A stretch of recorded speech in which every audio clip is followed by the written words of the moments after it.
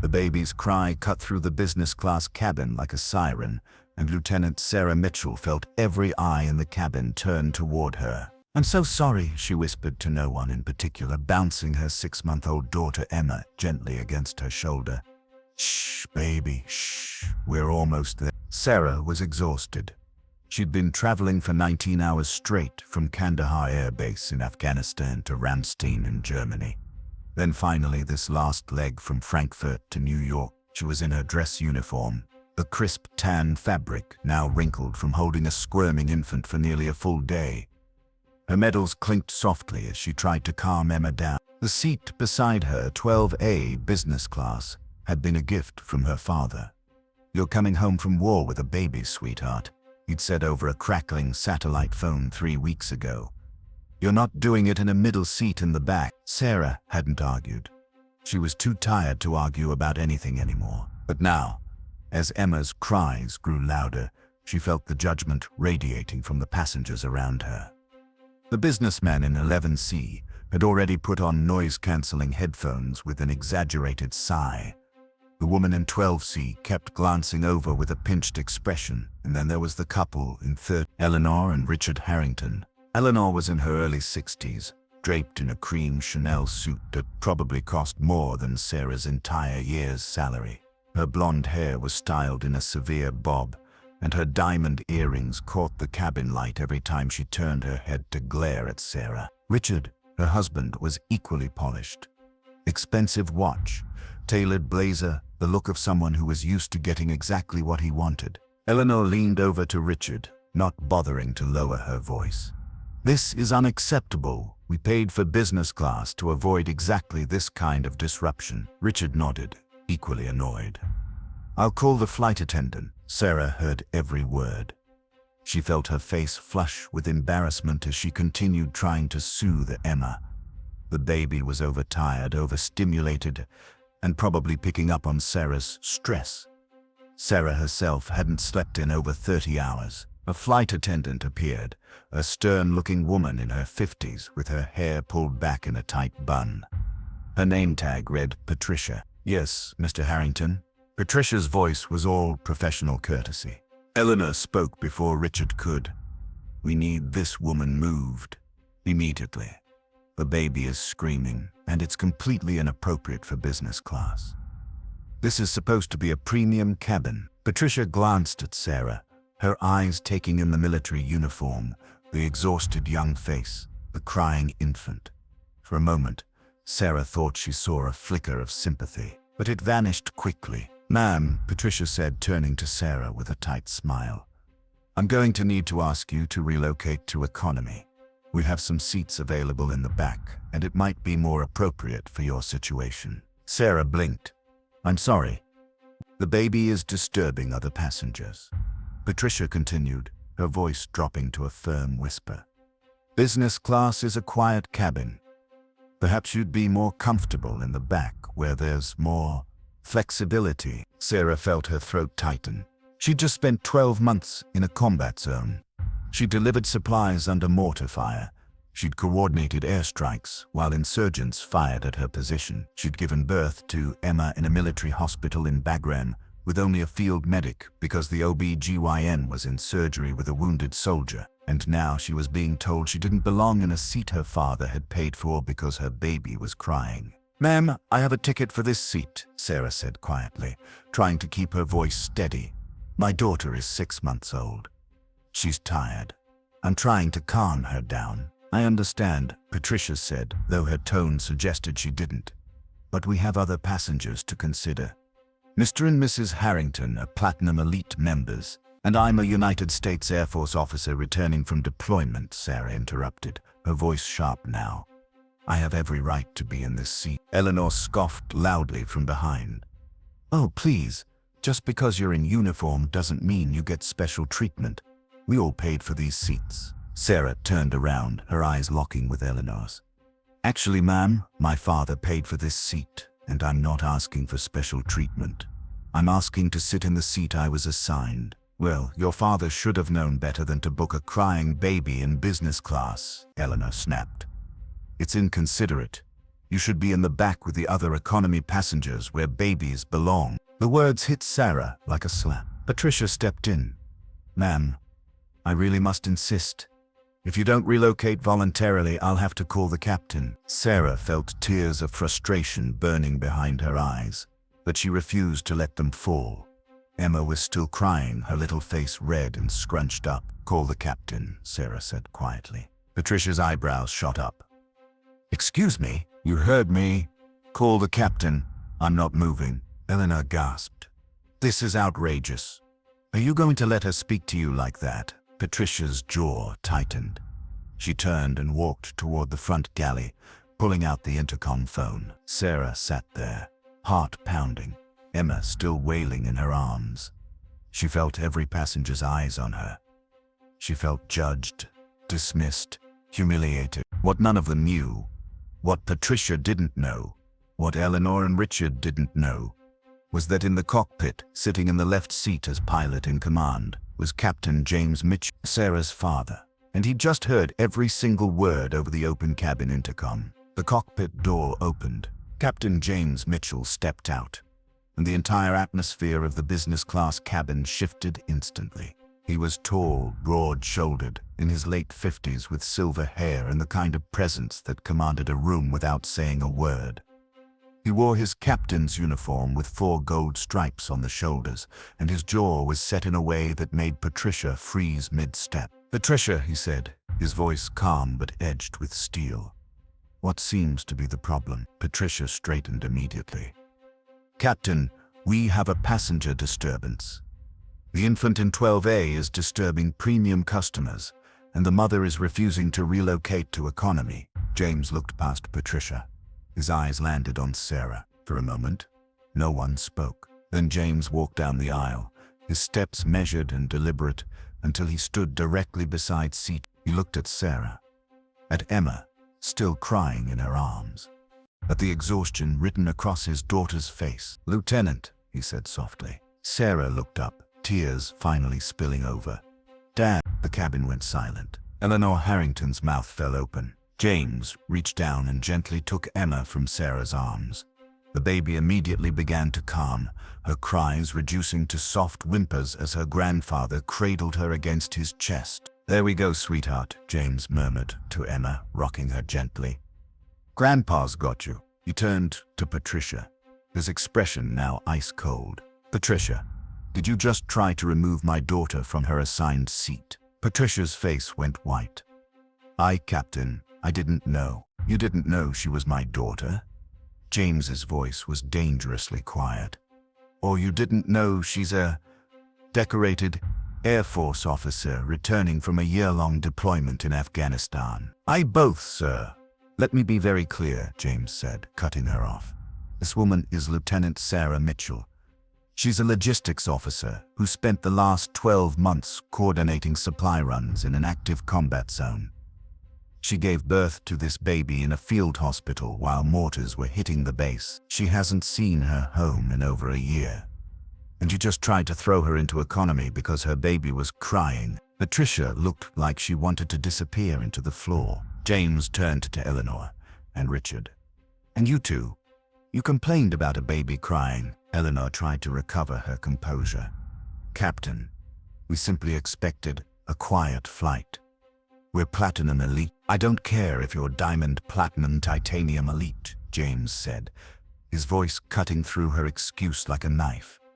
"That woman sacrificed a year of her life protecting your right to fly comfortably, and you repaid her by trying to throw her out of her seat." Richard stood up, his face red. "Now wait just a minute. Sit down." James's voice wasn't loud, but it carried absolute authority. Richard sat. James looked at Patricia. "Get the first officer. Tell him he's taking command. I'm staying in the cabin until we land." "But Captain..." "That's an order." Patricia nodded quickly and disappeared toward the cockpit. James handed Emma back to Sarah, who was now crying for entirely different reasons. "Dad, you didn't have to." "Yes, I did," James said firmly. He pulled out his phone and made a call, not bothering to move away from the passengers. "This is Captain Mitchell. I need you to connect me with the CEO. Now." There was a pause. I don't care if he's in a meeting. Pull him out. Another pause. Richard? It's James Mitchell. We have a situation on flight 437. No, everyone's safe. But I need you to listen very carefully. James proceeded to explain exactly what had happened. His voice was calm, factual, devastating. When he hung up, he looked at Patricia, who had returned looking even more pale. Patricia, you're being terminated effective upon landing. HR will meet you at the gate. Patricia gasped. Captain, please. You discriminated against a military service member and a mother with an infant. That's a violation of company policy and federal law. You're done. He turned to Eleanor and Richard. As for you two, you're being placed on the no-fly list for this airline. Permanently. Eleanor shot to her feet. You can't do that. I just did. The CEO confirmed it 30 seconds ago. Richard's face turned purple. This is absurd. We'll sue. Go ahead, James said calmly. But you should know this entire interaction was recorded on the cabin audio system. Every word you said about my daughter and granddaughter is documented. I'd love to see you explain to a judge why a military officer and her infant didn't deserve their paid seat. The fight went out of them instantly. James turned to address the entire business class cabin. Ladies and gentlemen, I apologize for the disruption. We'll be landing in New York in approximately 90 minutes. As compensation for the delay, every passenger in this cabin will receive a full refund for this flight, along with 50,000 bonus miles. A murmur of surprise rippled through the cabin, except, James added, looking directly at Eleanor and Richard, for seats 13A and 13B. You'll be refunded, but you're banned from this airline for life. The cabin broke into spontaneous applause. James sat down in the empty seat next to Sarah, 12B, and put his arm around his daughter. You okay, kiddo? Sarah nodded, wiping her eyes. I can't believe you just did that. Someone had to, James said. And I'll be damned if I let anyone treat my daughter like that. Emma, now calm and content in her mother's arms, let out a little coo. James smiled. See, she agrees with me. When the plane landed at JFK 90 minutes later, Patricia was escorted off by airport security and HR representatives. Eleanor and Richard Harrington were met by legal affairs officers who formally notified them of their permanent ban. Sarah, still in her wrinkled uniform, walked through the terminal carrying Emma. Her father walked beside her, carrying her bags. Dad, Sarah said quietly, you didn't have to go that far. You could have just moved me to first class or something. James stopped walking. He turned to face his daughter. Sarah, you spent a year in hell so people like them could fly in comfort. You missed Emma's first smile, her first laugh, her first everything because you were serving your country. And they tried to humiliate you because she cried. He put a hand on her shoulder. I didn't go far enough. Sarah hugged him. Emma squished between them. Thank you, Dad. Always, sweetheart. Always. 3 months later, Sarah Mitchell was promoted to captain. The promotion ceremony was held at McGuire Air Force Base, and her father was there in full uniform, pinning the new rank on her shoulders. The airline issued a formal apology and created a new policy: military families first. Active duty service members and their families would receive priority boarding, complimentary upgrades when available, and protected seating that could not be challenged by other passengers. They named it the Mitchell Protocol. Patricia never worked in aviation again. Eleanor and Richard Harrington tried to sue but were laughed out of court when the audio recordings were played. The case was dismissed, and they were ordered to pay court costs. But the real ending came 6 months after the incident. Sarah was giving a speech at a veterans conference in Washington, D.C. She stood at the podium, Emma, now a year old, playing quietly on a blanket nearby, watched by Sarah's mother. People ask me what the hardest part of deployment was, Sarah said, her voice strong and clear. They think it was the danger, or the heat, or being away from home. She paused. But the hardest part came after I got home. It was being told I didn't belong somewhere because I had a baby. It was being judged by people who had no idea what I'd sacrificed. The audience was silent, hanging on every word. My father taught me something that day on the plane. He taught me that standing up for what's right isn't about being loud or aggressive. It's about knowing your worth and refusing to accept less. She looked out at the crowd. If you're a veteran, if you're a service member, if you're someone who's given anything for this country, you belong everywhere. In business class, in first class, in any space you've earned the right to occupy. And don't let anyone tell you different. The applause was deafening. After the speech, a young woman in an army uniform approached Sarah. She was holding a baby, maybe 3 months old. "Ma'am," the soldier said quietly, "I just wanted to say thank you. I'm deploying next month, and I've been terrified about traveling with my son. But after hearing your story, I feel like I can do it." Sarah smiled. "You can. And if anyone gives you trouble, you tell them about the Mitchell Protocol. You tell them you belong there." The soldier nodded, tears in her eyes. "Thank you, ma'am." As Sarah watched her walk away, she felt Emma tug on her leg. She picked up her daughter, holding her close. "You know what, baby girl?" Sarah whispered. "Your grandpa's right. We didn't go far enough." She pulled out her phone and made a call. "Dad, I've been thinking, what if we turned the Mitchell Protocol into something bigger?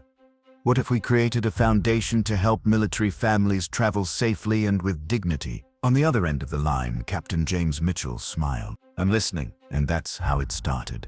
The Mitchell Foundation launched 6 months later, funded by donations from grateful passengers, veterans organizations, and, ironically, the very airline that had tried to remove Sarah from her seat. They provided travel grants, emergency flight assistance, and legal advocacy for military families who faced discrimination while traveling. Eleanor and Richard Harrington read about it in the New York Times.